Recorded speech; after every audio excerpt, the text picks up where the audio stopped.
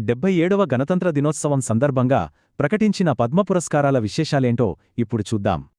ఈ ఏడాది వివిధ రంగాల్లో దేశానికి సేవ చేసిన 131 మందిని పద్మ పురస్కారాలతో సత్కరించారు. ఈ సంవత్సరం థీమ్ ప్రజా పద్మ అంటే సామాన్యుల అసాధారణ సేవకు పట్టం కట్టడం. ఈ పురస్కారాలను 3 కేటగిరీలలో ఇస్తారు, ఒక్కొక్కటి ఒక్కో స్థాయి సేవను సూచిస్తుంది. వీటిలో అత్యున్నతమైన పద్మ విభూషణ్ పురస్కారాన్ని ఈసారి 5 ప్రముఖులకు ప్రకటించారు. ఈ జాబితాలో కళలు, ప్రజా వ్యవహారాలు, సాహిత్యం వంటి విభిన్న రంగాల ప్రముఖులు ఉన్నారు. ఇక రెండవ అత్యున్నత పురస్కారమైన పద్మభూషణ్ 13 మంది విశిష్ట వ్యక్తులకు లభించింది. ఈ జాబితాలో గాయని అల్కా యాగ్నిక్, నటుడు మమ్ముటి, పారిశ్రామికవేత్త ఉదయ్ కోటక్ వంటివారు ఉన్నారు. కానీ ఈ అవార్డ్ల అసలు కథ 133 మంది పద్మశ్రీ విజేతలతోనే మొదలవుతుంది. వీరిలో దాదాపు 45 మంది పెద్దగా ప్రచారానికి నోచుకోని క్షేత్రస్థాయి యోధులు.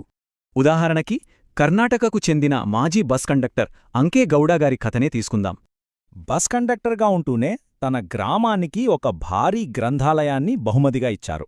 ఇంకొక స్ఫూర్తిదాయకమైన కథ ముంబైకి చెందిన డాక్టర్ అర్మిదా ఫెర్నాండెస్ గారిది. ఆసియాలోనే మొదటి హ్యూమన్ మిల్క్ బ్యాంకును స్థాపించి ఎందరో పసికందుల ప్రాణాలు కాపాడారు. అత్యంత క్లిష్ట పరిస్థితుల్లో సేవ చేసిన వారిని కూడా ఈ పురస్కారాలు గుర్తించాయి.